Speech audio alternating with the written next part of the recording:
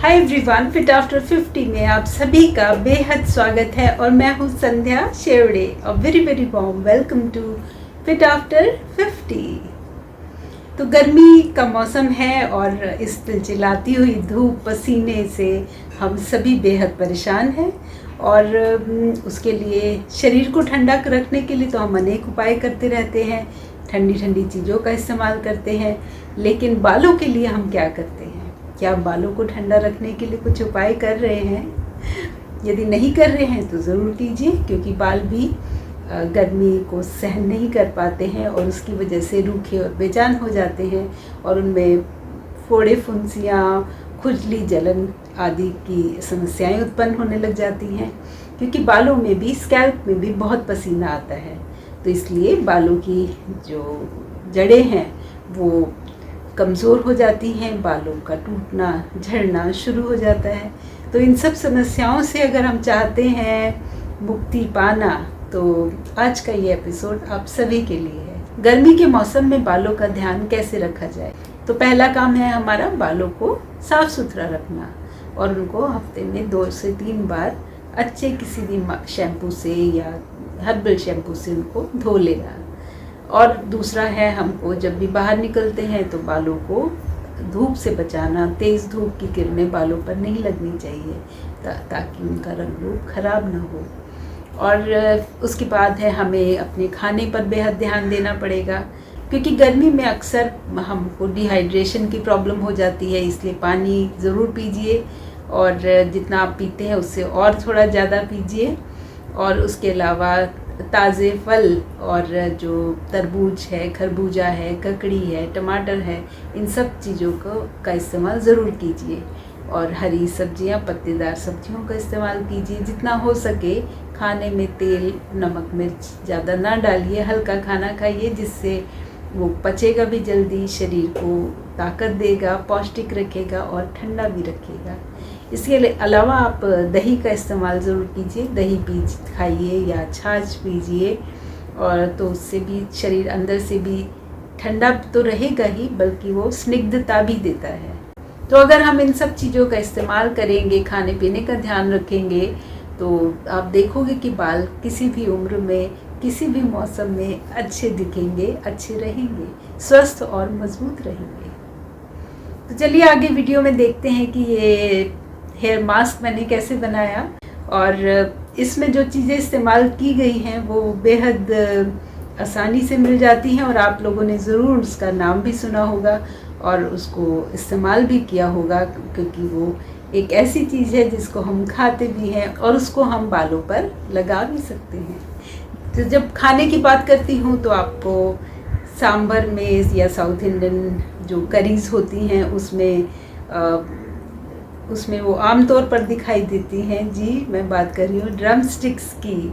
तो उसको हिंदी में हम सहजन की फली बोलते हैं, मराठी में उसे शेवग्या से शेंगे बोलते हैं और इंग्लिश में उसे मोरिंगा बोलते हैं, और या ड्रम स्टिक्स भी बोला जाता है आम भाषा में। तो ड्रम स्टिक्स के फ़ायदे हमारे शरीर के लिए अनेक हैं, क्योंकि ये बेहद गुणकारी एक फल है, सब्जी या फल जो भी कहें, तो जिसमें आयरन भरपूर मात्रा में होता है, विटामिन सी से भरा हुआ है, बहुत सारे विटामिन्स, मिनरल्स हैं और प्रोटीन भी है। और इसको खाने के अनेक फ़ायदे शरीर को मिलते हैं। तो इसलिए जो भी लोग, अगर उनको खून की कमी है, तो उसके लिए इसका इस्तेमाल ज़रूर कीजिए अपने रोज़मर्रा के खाने में। तो ये नहीं कि हम सिर्फ जब साउथ इंडियन खाना कुछ डिश बना रहे हैं तो हमने चलो ड्रम स्टिक की एक फली डाल दी और हमारा आयरन का जो कोटा है वो पूरा हो गया। वैसा नहीं है। अगर आप चाहते हैं कि सहजन की फली या ड्रम स्टिक के फ़ायदे हमारे शरीर को मिले, तो उसके लिए उसका इस्तेमाल हमें रोज़ करना पड़ेगा। रोज़ नहीं तो हफ्ते में 2-3 बार तो ज़रूर कीजिए। और आप चाहे तो अपने सूप में डाल सकते हैं इसे, और इस दाल में तो डालते ही हैं सांभर के रूप में।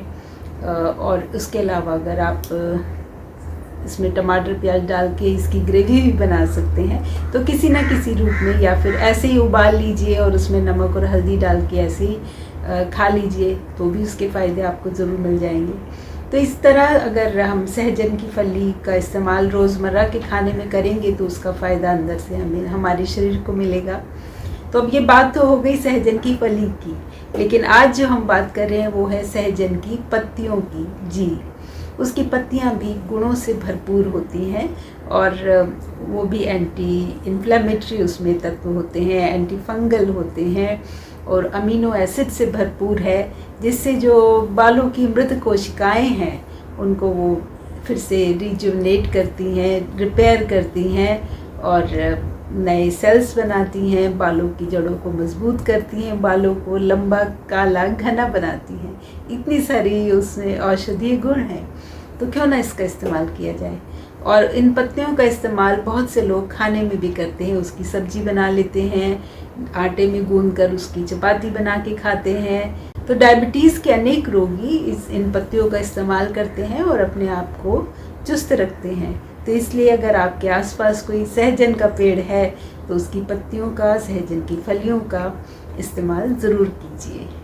और अगर नहीं है तो भी कोई बात नहीं, आप जाके इसका पाउडर भी मिलता है जो ऑनलाइन आप इजीली अवेलेबल है और आप उस पाउडर का इस्तेमाल भी कर सकते हैं। तो आज के इस एपिसोड में हम देखेंगे कि सहजन की पत्तियों का इस्तेमाल मैंने कैसे अपने हेयर मास्क के लिए किया और उसको लगाने से बालों कैसे अच्छे दिख रहे हैं बाल, उनमें कोई चमक आई है या नहीं आई, या उनका वो स्मूथ हो गए हैं, उनमें नरम हो गए हैं और उनमें चमक आ गई है। तो चलिए आगे वीडियो में देखते हैं कि ये हेयर मास्क मैंने कैसे बनाया। तो इस रेमेडी में मैंने सहजन की फलियों के अलावा कुछ कड़ी पत्ता भी डाल लिया, क्योंकि जब रेमेडी बना ही रहे हैं तो चलो कुछ 2-4 चीज़ें और जो अवेलेबल हैं वो भी डाल लें। तो कड़ी पत्ता तो है ही अपने बालों के लिए बेहद गुणकारी, तो क्यों ना उसका भी इस्तेमाल लगे हाथ कर लिया जाए। तो मोरिंगा का ये पेड़ आमतौर पर आपको काफ़ी दिखाई दे जाएगा और उसमें जो पत्तियां हैं उनको तोड़कर उनको अच्छे से साफ सुथरे पानी से हमें धो लेना है।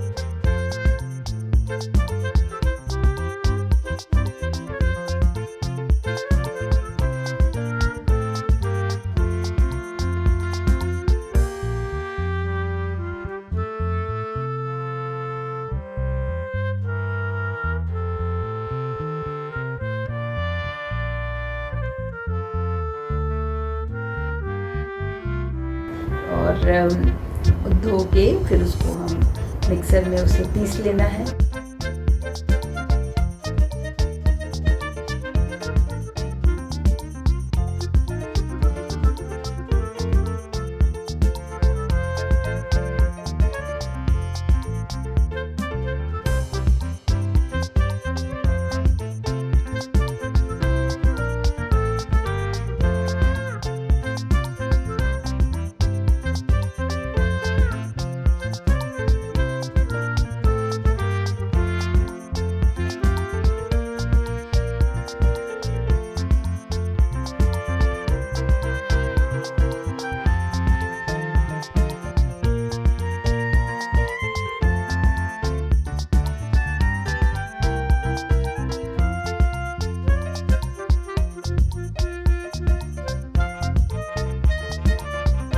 दही का इस्तेमाल किया है, तो दही बालों को न सिर्फ चमक देगा, स्निग्धता देगा, नमी प्रदान करेगा, तो उसके भी गुण हमको मिल जाएंगे और वो सर को ठंडा भी रखेगा।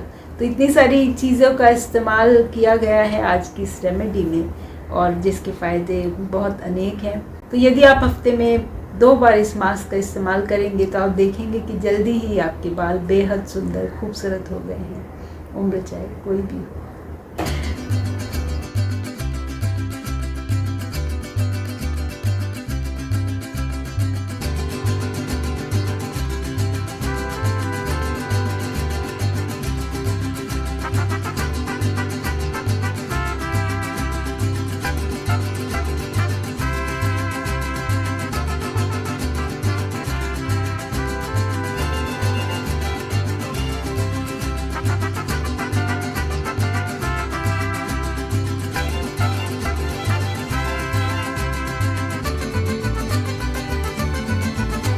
ये वीडियो यहीं ख़त्म करते हैं। अगले एपिसोड में फिर मिलूँगी किसी नई रेमेडी के साथ। तब तक के लिए bye bye and take care.